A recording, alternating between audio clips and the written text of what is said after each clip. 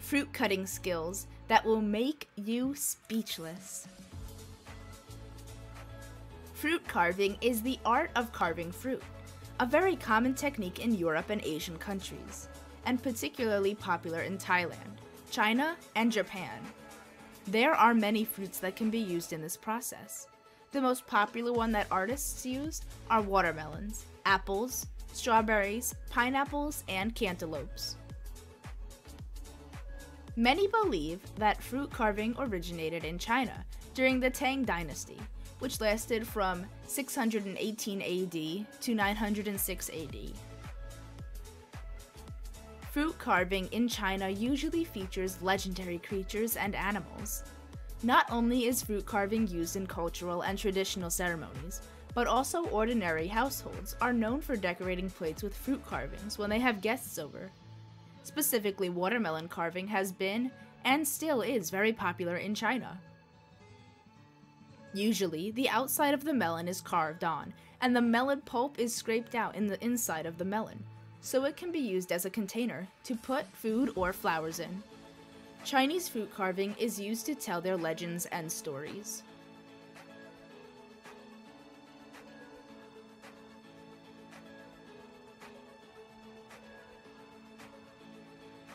Fruit carving is included in Matthias Geiger's 1621 work, The Carver, where he describes carving oranges and citrons into abstract patterns, shellfish, four-legged animals, and the Habsburg's double-headed eagle. But the art was not common in Europe or North America until the 1980s, when several books on the topic were published.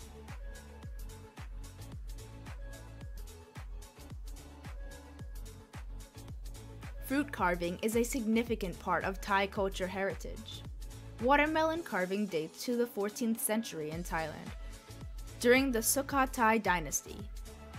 The annual Loy Krathong festival occurs each November, where people in Thailand float lamps and lanterns down a river to honor water spirits. One legend is that one of the king's maids decorated her lantern with a watermelon carved with flower designs to impress him, and that he was so pleased that he encouraged all Thai women to adopt the practice. The king also requested that fruit carving become part of the primary school curriculum. Thailand fruit carving features flowers, birds, and floral patterns.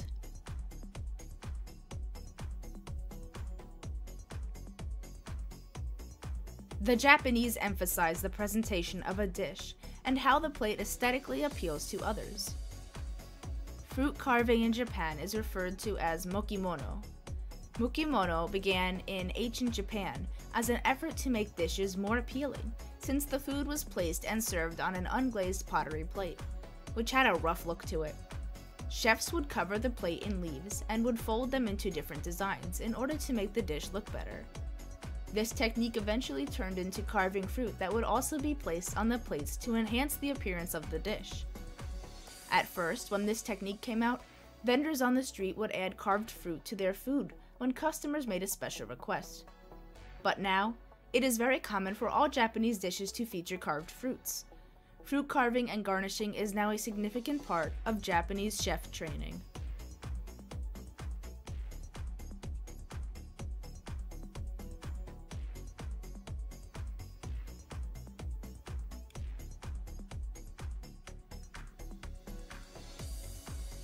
The art of carving fruit uses many different tools, usually ordinary items, but some specific to just fruit carving.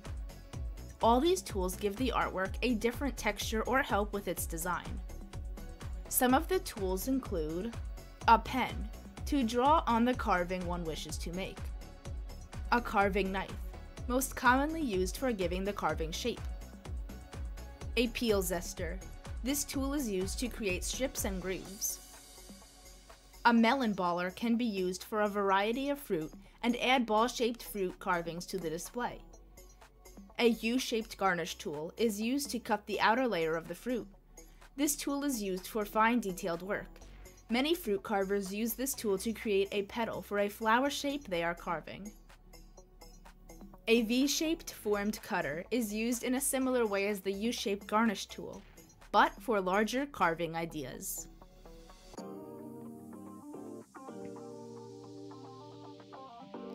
Before carving a fruit, the necessary materials must be gathered. The usual process is to have the tools handy for when they are needed in one steps towards creating a carving. There are two types of carvings that can be done. The first is skin carving. This is when the outer skin of the fruit or vegetable is carved to reveal the fleshy center, where the color is different than the outer skin, to create a design using the contrast between the outer skin and flesh of the fruit. The second type of carving is three-dimensional carving.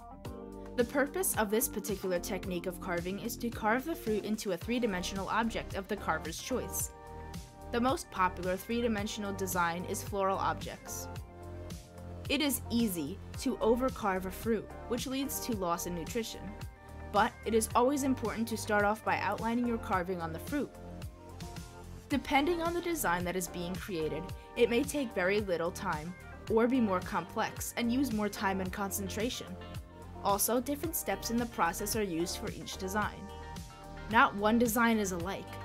An important aspect of fruit carving is that the fruit you carve must be suitable for the manner which one will display it. Most fruit carvings will need to be refrigerated before they are placed in the specific setting that is desired.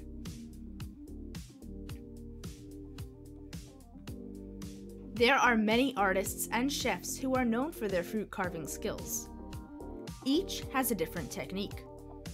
Many of these chefs have previously owned restaurants and now hold classes in this art.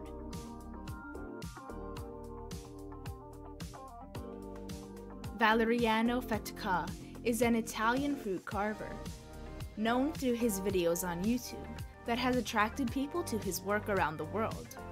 He has carved many different fruits at a large scale. Jimmy Zhang is a fruit carver from China. He has won many awards in the culinary area and also has been featured in many newspapers across the globe for his skills. He teaches class on how to carve fruits and vegetables and master the skills and learn history about the way China has created its fruit carving industry.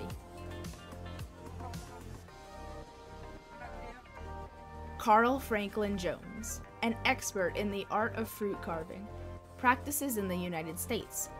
He is known for his fruit carving sculpture that was created for Ivanka Trump's wedding. He also holds a catering business in Tennessee. Jones was a business owner of many franchises, also in Tennessee before starting his catering business. Today, Jones travels the world and hosts mentoring programs for young, ambitious fruit carving artists and chefs. Some people perform fruit carving professionally. Some chefs utilize fruit carving as a culinary technique.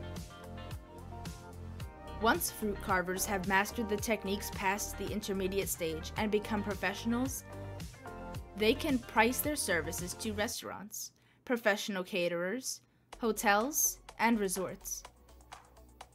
Professional fruit carvers can also create centerpieces and displays for various events, such as parties and wedding receptions.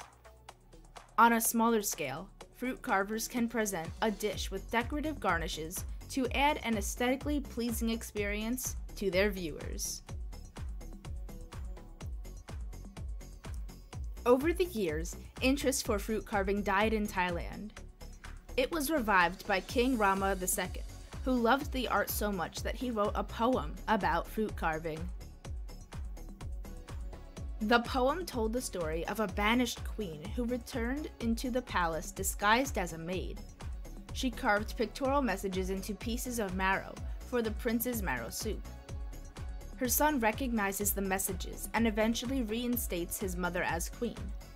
The art of fruit carving was continued. Today, despite the absolute certainty of the origins of fruit and vegetable carving, the art thrives all over the world in one form or another. The West incorporated this into luxury cuisine and offered it up in restaurants and hotels. Nowadays, it is also a part of elaborate wedding displays. Using the many different types of tools that can be used to carve fruit, artists all around the world have been able to create epic masterpieces. Thank you for watching. Don't forget to subscribe.